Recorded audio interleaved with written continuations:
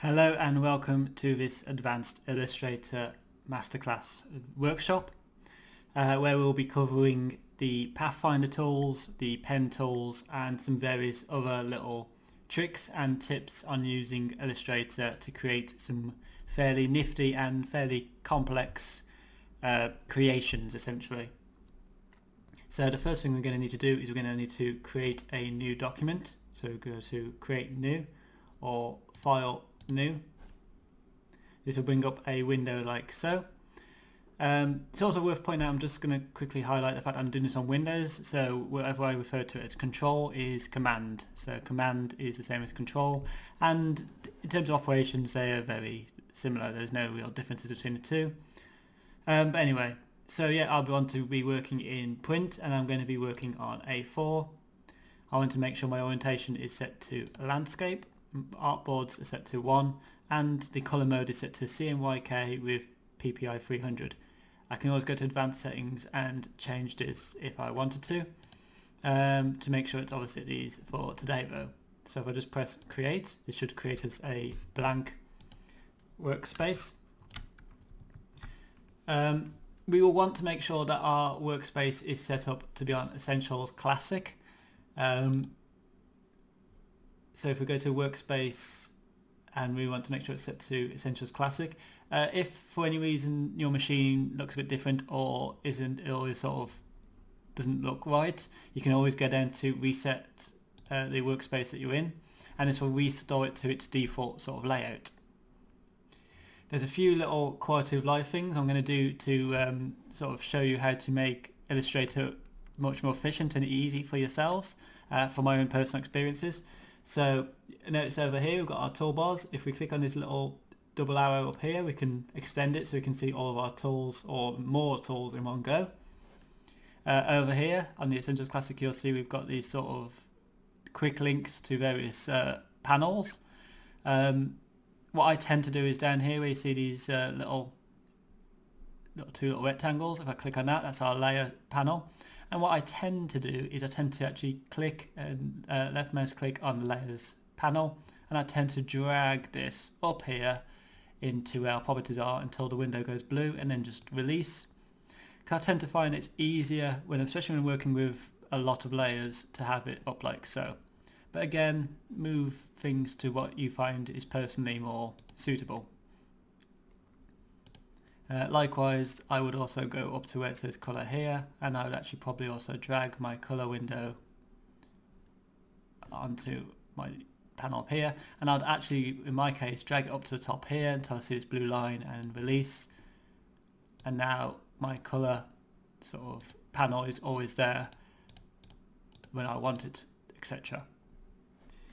So that's just a few little things that you can do to sort of set things up to make things a bit easier for yourself. But again, this comes with sort of personal preference, and everything I show you can be done in most of the other workspaces. It's just for purposes of consistency and for the fact that a lot of previous documentation would have been written with what had been called Essentials but is actually now Essentials Classic. It's just easier to sort of work with this for today anyway. So what we're going to be doing is we're going to be using and learning how to use the pen tool to basically create some vector images. And what we're going to do is we're actually going to use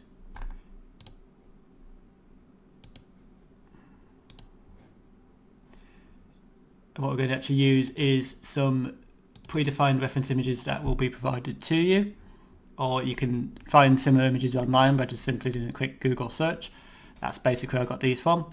And what I'm going to be doing is I'm going to be tracing over and using these two images here to build up a kind of graphical image that could be suitable, for example, at this period of time for a Christmas card. But again, you could use this sort of same principle to create posters or to create anything that kind of wouldn't necessarily lend itself well to being adjusted and printed in different sizes as a raster, because obviously, as you are aware, rasters don't scale up very well, whereas vectors can scale pretty much infinitely without any pixelation occurring. And when we're printing or working with anything to do with screens, etc., it's quite nice where possible to sort of account and allow for varying degrees of size and factor, because you never quite know where, for example, your logo could be demonstrated. It could be demonstrated on a mobile phone, or it could be printed on a side of a building. So we want to make sure it's as flexible as possible. So I'm just simply going to go into my Illustrator here. I'm going to go to File, Place. Actually, no, before I do that, very nearly rushed ahead of myself. I'm actually going to make sure I'm in my layers, and I'm just going to make sure this is all correctly set up like so. And now I'm actually going to go into File,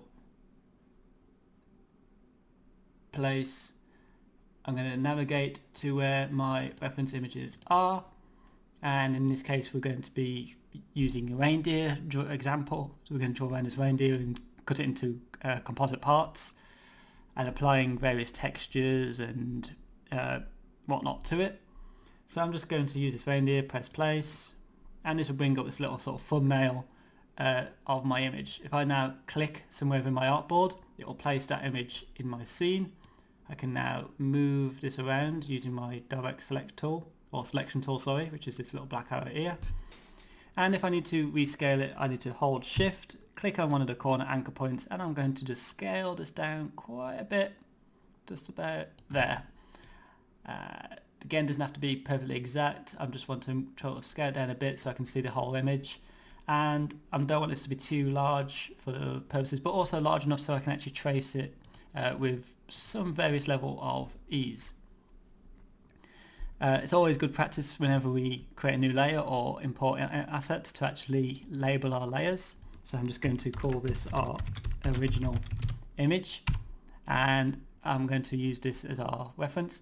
I'm also quality of life sort of thing I find quite good, especially if it's to do with anything that involves tracing anything or using a kind of reference, is I tend to quite like to reduce the opacity just a bit, so it's not completely invisible, but just so it's not so hit you in the face when you're starting to create multiple paths and etc. over it, because you don't want to start getting confused, especially with certain images as we're doing this.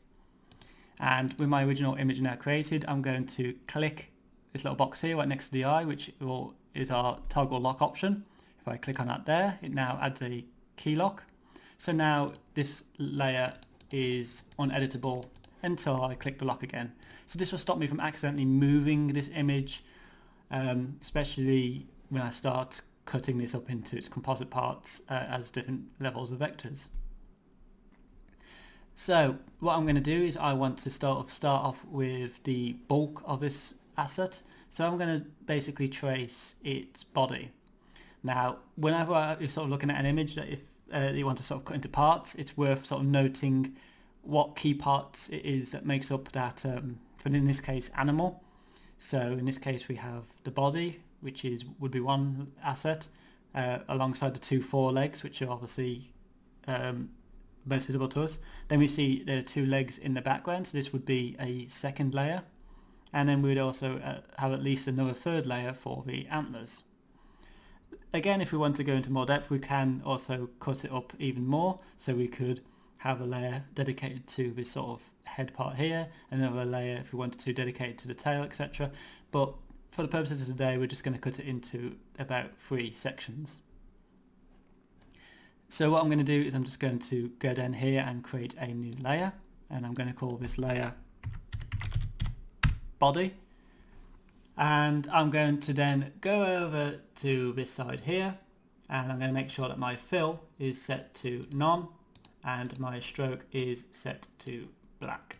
And I'm going to make sure my stroke is around 2, just to make it a bit easier to see as I'm drawing. So a few little tricks. In terms of what we're doing today, you could either use the pen tool or the curvature tool, but we're going to be using the pen tool for this. Although I do encourage you in your spare time to play about with the curvature tool, which basically can function the same as a pen tool, but instead of it being, whereas a pen tool tends to preference drawing of straight lines first, the curvature tool does the exact opposite and preferences curves first. But I'm just going to use the pen tool today. And if I hold the Alt button on my keyboard and scroll my mouse wheel, I can zoom in and out, which I will need to do to get closer to the detail. and if I hold my space button whilst left mouse clicking, I can pan around my scene without moving any of my layers. So those two in combination is what we'll need to do when we start sort of moving and drawing this in. I quite find it quite useful to zoom in quite far, not too far, but far enough so I can see enough detail. And then we're just going to start with our first click. So I'm just going to probably start here on the nose, like so. Now, because we're using the pen tool, it tends to try and preference us drawing straight lines, as you can see by this sort of red line here. But if we left mouse click and hold whilst we're positioning our second and additional points, we can actually see, we can draw a curve. And you can see by these two little handles here, our left handle and our right handle, we can adjust how that curve is led. I try and make sure the sort of handle that's going to be pointing in the direction of where my next anchor point is going to be is sort of lining up roughly with where it should be on that pathway. So I'm just going to go around this sort of animal. Again, by default it should snap back to straight tool and they should just add a curve. So I'm just going to go around this animal. I'm not going to sort of do the horn jet. Like I said, that's going to be on a separate layer. I'm just going to do the outline. I'm not concerning myself at the moment with any of the details like the eye, etc. And I'm not too concerned about this sort of line here either. I'm just going to do the purest, most outline of the animal. I'm going to also alt zoom in a little bit, and up here you can sort of see it's quite furry, so I'm actually going to interpret some kind of like some fluff at the back.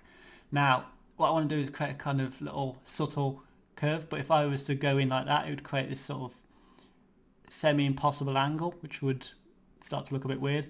So what I can do is, if I want to go from a curve straight back into a straight line, I can just simply click on my last path point like so, and you'll notice now it's reverted back to a straight line. So I'm just going to sort of interpret a few little bits of tufts here, and again, there's a little bit of artistic license going on here. If I make a mistake, I can always do Control Z to undo. And I'm just going to, again, just roughly outline this reindeer. And again, I'm just constantly moving around my scene, making my life easy. Don't want to make my life too hard where possible, because again, it's about working efficiently, not working necessarily fast. And we're just going to follow this around, follow another outlines. When I get to the tail, I'm going to again add a little bit of tuft there. And anywhere it starts to look a bit over harsh, I'm going to obviously come in and make sure that's not the case. So I'm going to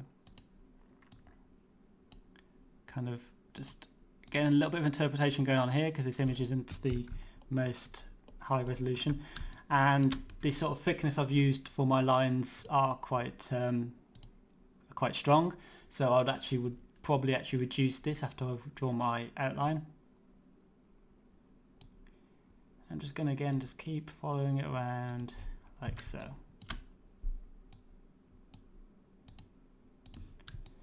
Now any details which is obscured by something in the foreground, we're going to have to somewhat interpret. So I'm just going to sort of create a foot where there would be a foot. And again, I'm not super concerned about detail at this point. It's just about getting the kind of rough outlines that we want, like so.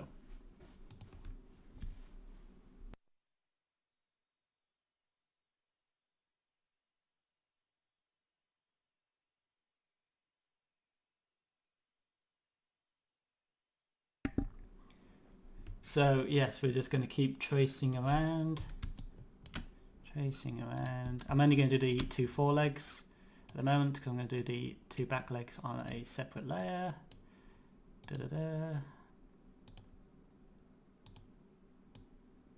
So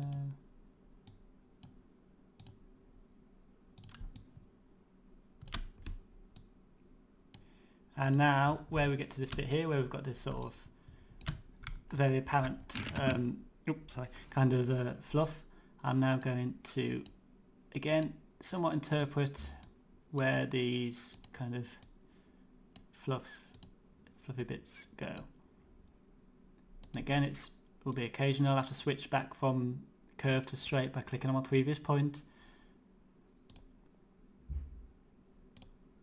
because it doesn't quite always like going back on itself. I'm just going to go around and just create a bit of detail like so. I will be also coming back to this later on, so we don't want to go super complicated with this. We just want to again give the illusion and the sort of perspective of it having sort of hair. Doesn't necessarily need, that's way too sharp there. So again, you have to create yourself as you go along. Just keep joining around like so.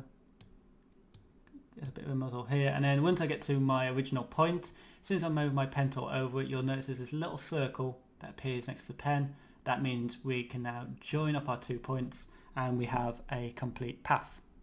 So if I go over to my layers here, you'll see we now have a complete path selected here. And the fantastic thing about Illustrator is I can always now click on this path and I can always go back and change anything.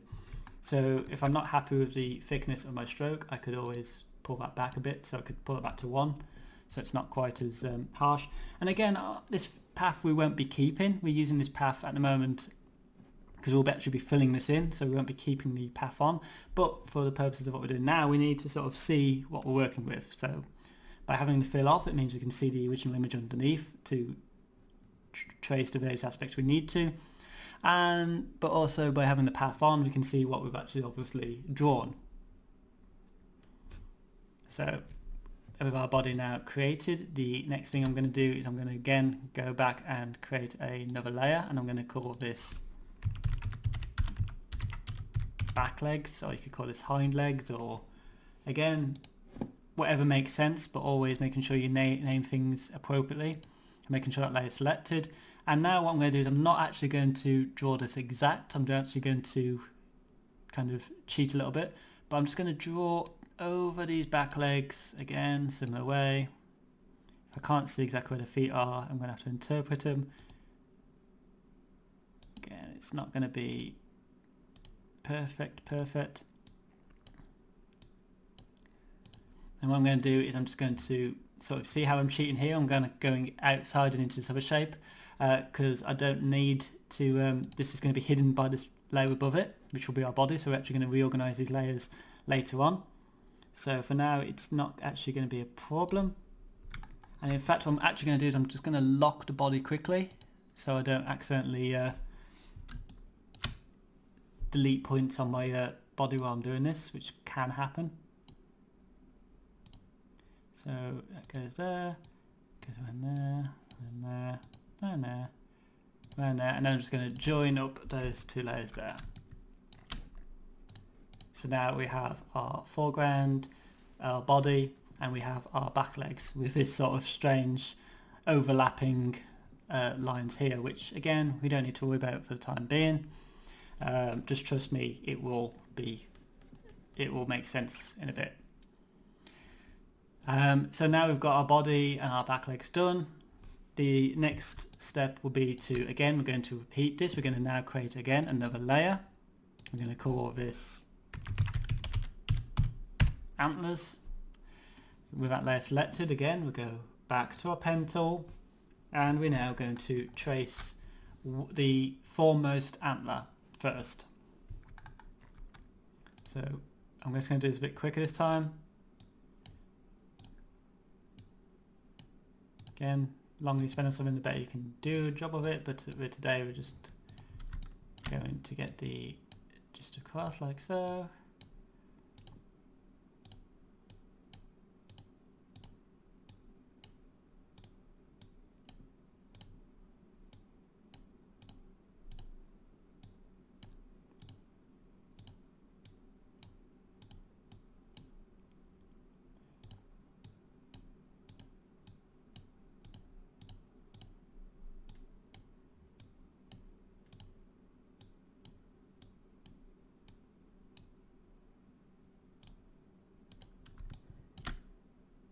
And when it comes down to here, I'm actually going to, again, like we did with the back legs, just sort of go into where the head would be. Because again, we're going to adjust layers later on, so it will make sense. Oh, and I'm just going to go and trace this down here. Just going to keep going as quick as I can. So, over there.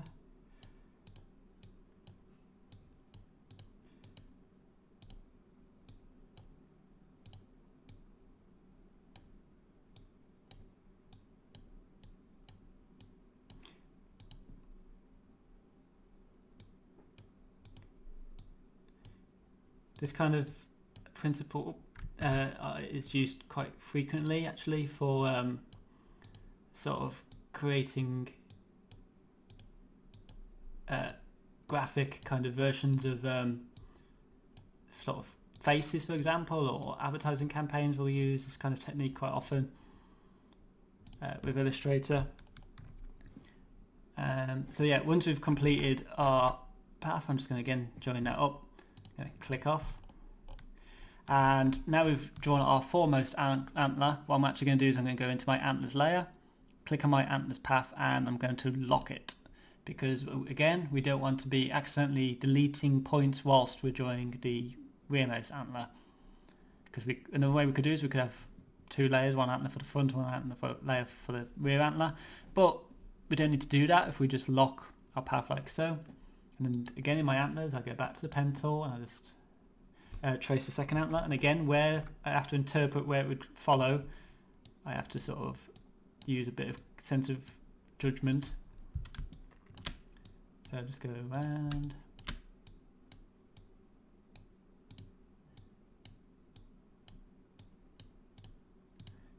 I'm not going to spend too long on this antler.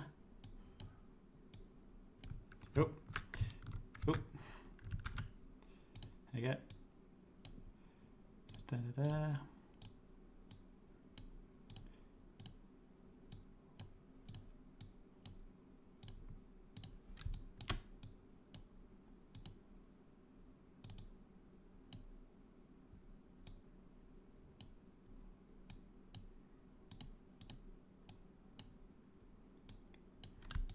If you have a graphics tablet, you could obviously increase efficiency and do this sort of thing like that. We don't want to also make sure we have just points for the sake of having points as well. So we can be quite sparing with our use of anchor points where we can. Because the more points there are, essentially Illustrator has to interpret where those points are when it sort of opens it up. Because unlike rasters, vectors instead interpret where each point is and then fills in the gaps between them, hence how it can scale without sort of distortion or as much pixelation. Whereas rasters are storing pixel data, vectors typically do not. They tend to store kind of positional data and color data, and then merge the two together to create what was originally there. So there we go. Again, now you sort of see how we've got this rear antler above our front antler, and what we're just going to need to do is we need to drag our newest path, which should be at the top, to below our foremost antler. So our top antler, our first antler that we drew should be at the top, and our second antler we drew should be at the bottom. I'm just going to unlock both of those. So now if I turn off my original image, we should have something that looks not too dissimilar to this. Let's just turn that back on for a second. And I'm just going to turn off my antlers, and I'm going to turn off my back legs for a second, because we're going to go back to the body and we're going to start cutting out some details that, on the facial region. So if I just click on lock on the body for a second to go back into this mode. And what I want to do is I actually want to create some exclusions, areas that will be cut out from this path and this shape essentially. So to do that, I have my body selected, and I'm going to start with cutting out the eye. So I'm just going to sort of draw a sort of eye shape, path like so. There we go, that's where the eye will be. And what I'm going to do now is, now I've got the shape I want to be cut out, because I want this to be like a hole within this shape. I'm going to go onto my body, just click on that for a second. I'm just going to, for ease, I'm just going to swap my fill and stroke around, and I'm going to go onto my eye, and I'm going to just give my fill a solid white, just so we can sort of see what we're doing for now. So with our body filled in black and our eye filled in white, which should be two different paths, if I now click on my eye layer, my this path here, and then hold shift and click on my body path so that both of them are selected, I can now go to my properties over here, or it should be up here, and you'll find this little thing down here called Path Finder. This may also appear along here if you're in the Essentials normal view. So what Pathfinder allows us to do is, Pathfinder allows us to interpret how paths and shapes react to each other or interact with each other to create kind of compound and more complicated shapes. So if we just have a look here at what options are available, we have Unite, which joins the two together to create one shape. We have minus front, which will delete the topmost layer from the secondmost layer, creating a kind of hole within the shape, which is what we're going to be using in a second. We have intersect, where we can have two shapes that are overlapping cut into each other, so it sort of creates like three components essentially.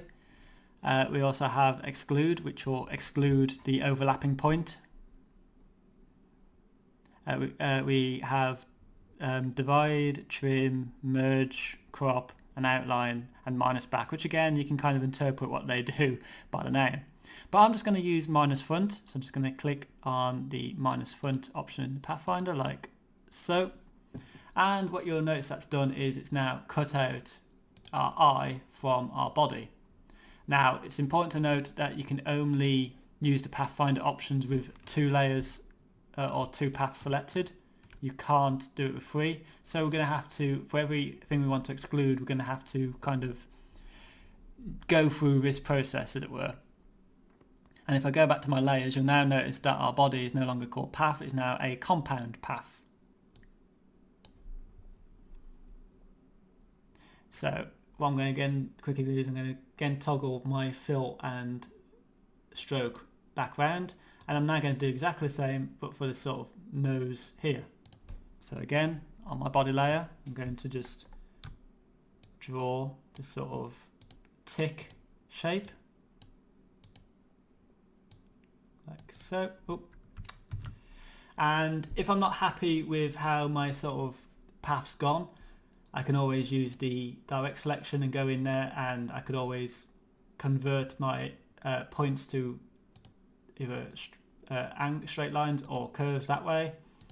Or another way is if I go to my pen tool and I hold my left mouse button over this little arrow on the pen tool, I can use the anchor point tool, and I could use the anchor point tool to adjust how these points are sort of positioned, creating like handles. So again, it's a little bit down to your personal preferences in terms of what you do in that regard. So you can always go in to adjust your points quite easily, like so. And again, with my nose, I'm just going to fill it in a solid white, just so I can see what I'm doing. And I'm going to go back to my compound path and just select my compound path and flip my stroke and fill around again. And again, I'm going to select my nose path, hold shift, and then click on my compound path to select both layers, back to properties, and I'm going to again click minus front. So now I've cut out my nose and my eye from the body. So we should have something that looks not too dissimilar to this now. So now we've got that sort of base shape done, we can start to go into a bit more detail and start actually colouring it and applying some texture to it. So what we're going to do first is we're going to start working with the body. So I'm just going to go onto my select my compound path and make sure I'm on the selection tool. And you'll notice up here we have options for our fill and our stroke. And if I was to hold shift whilst clicking on my fill, for example, it brings up an alternative color UI where I could go in and I could pick a color like so, or I could enter the exact CMYK values if I sort of know them, etc. But what I'm actually going to do is I'm not going to do it that way. I'm actually going to apply a gradient to this. So the way I'm going to do this is I'm going to go to where my gradient tool is, which is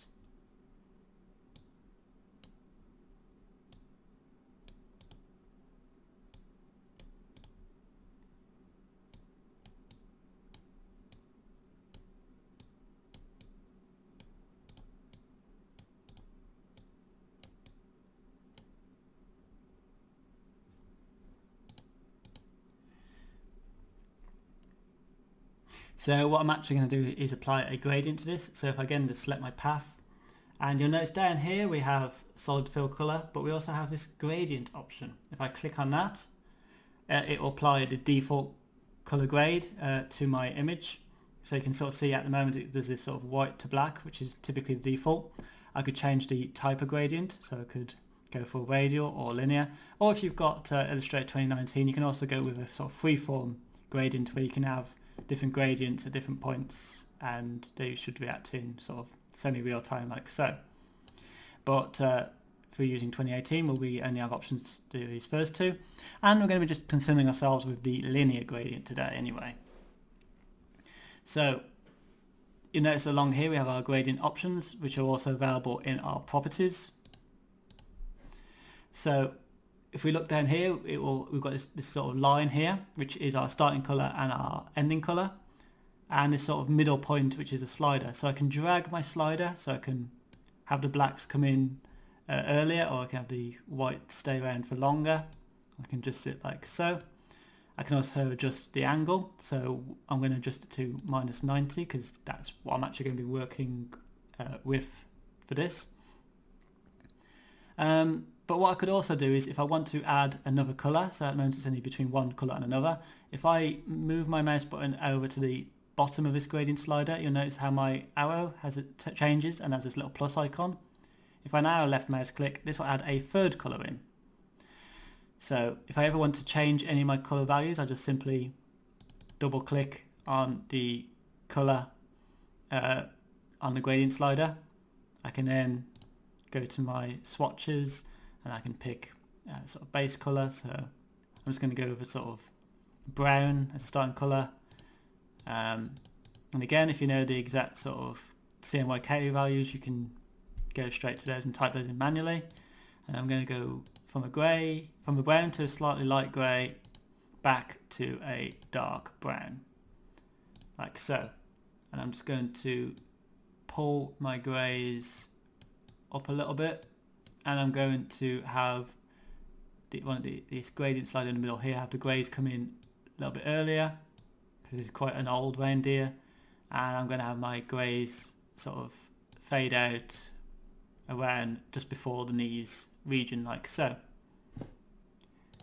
And so now I've got a gradient applied to it, and what I'm going to do now is I want to also go onto my path and just turn my path layer off like so. So we've got this kind of semi textured, I suppose, reindeer, and as I can see here, I can sort of look. I can look around to see if any points that don't actually cut quite, because this one here looks a bit too sharp. So I'm actually going to quickly go in there and adjust that to a curve. So I need to make sure that everything is sort of set up in this stage, and making sure that I'm happy with everything in terms of my outline first before I go any further. Because when we get to the next stage, we're going to have problems if we're coming in again to adjust things. So I'm just going to quickly go around, adjusting points, pulling handles around, making sure that I am happy with how this looks.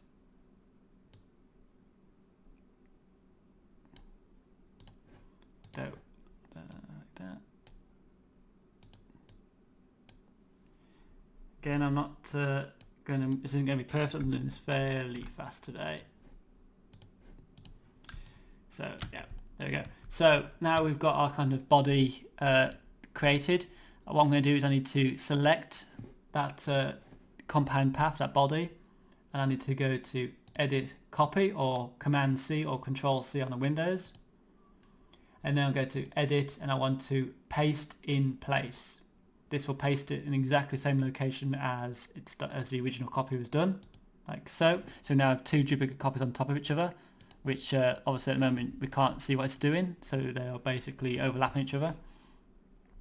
And what I'm going to do is on this topmost copy is I'm going to apply a bit more texture to it using a pattern. So to do that, I have that layer selected and I go to my swatches. So up here over in this little panel here, you'll find we've got this sort of little 2x3 grid, or you can always go to Windows Swatches to open it. But if I just open that swatches up like so, you'll find that it already gives you kind of some pre-established swatches to work with, including some textures that are already enacted, as it were. I'm just going to quickly make sure that I'm actually on my fill layer before I start toggling those on. So if you see, if I sort of playing about with these now, I could use the swatches that are provided.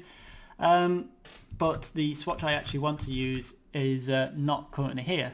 So what I need to do is I need to go up to this little more options, these three little lines here. I click on that. I go down to where it says Open Swatch Library. I go to Patterns and Basic Graphics. And I want to go to Basic Graphics Textures. And just open that up. And what this will do is it will open up a new little mini window like so. So if I now click on these various sort of textures here, you'll sort of see what it does. It applies some sort of repeating patterns to our shape. And what I want is I want to use hatching dents to create this sort of stylized interpretation of fur, as it were. So now with that selected, you'll now notice because we've created a copy, if I turn off my base layer now, you can sort of see how we're having the colour from our copy bleeding through into our higher level of our hatching texture.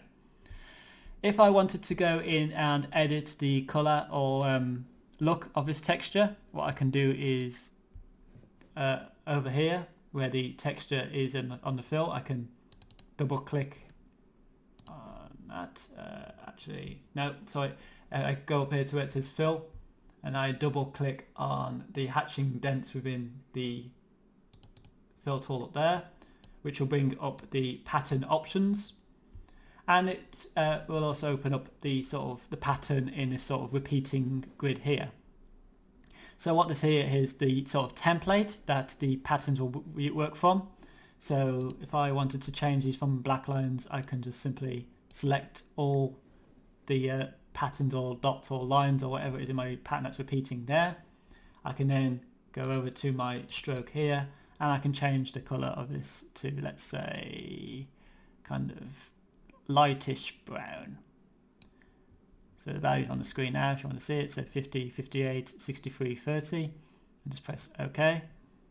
And now press done up here to confirm my change.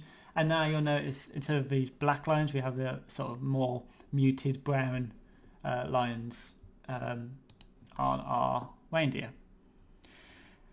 So now I've got this sort of body sort of done to a degree that I'm happy with. I could always go back and tweak this if I wanted, but for now this will do. I'm going to go back onto my back legs layer. I'm going to now give these a fill. So again, I'm going to select that layer. I'm going to make sure I've got the stroke set to none, and I'm going to give the fill a kind of appropriate darker brown colour.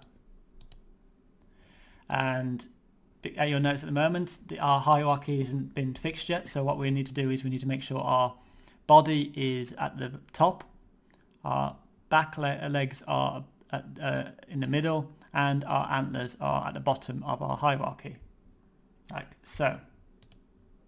So what this has done now, as you'll see, we've got our sort of hind legs now appearing below it, and you don't see all that extra mess that we did up here, just to sort of join the two together to make it a bit easier to work with.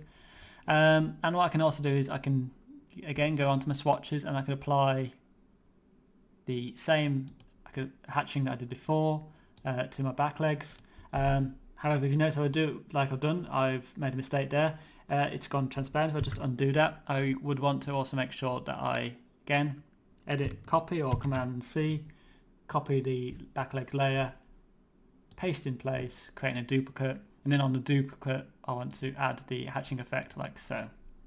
And now I've got this sort of stylized look that I want. I could also, if I wanted to, again apply the same gradient that I previously applied to the back legs. However, what I would want to do is I would actually want to go into my gradient and I'd want to pull up the values a bit so the sort of it looks a bit darker. So all of my tones I would go into and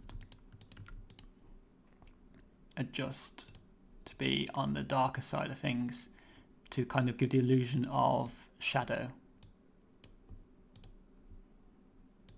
Same with the grey. Like so. I'll just come out of that for a second.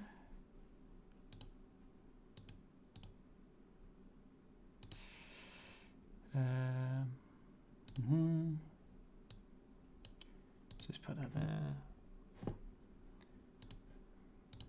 And making sure my density is like so. There we go. So now I've got this I've got the legs done, and I can do a similar thing to the antlers. So again, I'm going to go onto my antlers, close my body up for the time being. If you find this has happened where you've got this kind of a sub layer has gone within a layer, we can always drag that back out like so, like that. And what I tend to do is I tend to sort of do this kind of action, because it does seem to have a weird habit where if you drag something down, it tends to try and sub-layer it of a layer, and that can be quite annoying. So it's easier to drag things to the top than it is to drag things to the bottom. But again, as long as your hierarchy sort of makes sense, you'll figure it out quite easily. So I'm just going to go onto my antlers. I'm going to select one of my antler levels. I'm going to again turn off the stroke. But this time I'm going to go onto the fill and I'm going to use the eyedropper to select a appropriate colour from the actual antlers within the image. And I'm going to go onto my other antlers and repeat the process. But this time, because these are the rearmost antlers, I want to go with a darker tone of the colour than the front. Like so. And in fact that actually is a bit too bright for what I'm happy with, so I can always go back onto my fill and just pull the values down a bit, like so. There we go. So what we've got now is if I turn off my original image, we should have something that looks not too dissimilar to this. I could always repeat the process on the antlers like I did with the body. I could apply a different type of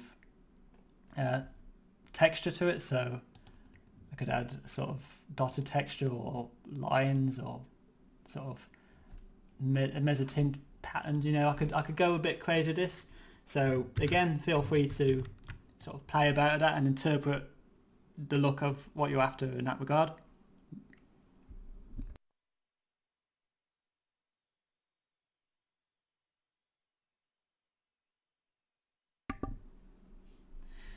So now what I've done is I've got my basic reindeer created. The next thing I need to do is I need to start creating the background for it, and then when we get around to doing the background, we'll be looking at creating our own brushes, and again we'll be creating assets that we can use to be repeated, and we'll be looking into how to get text to follow a path, etc, etc.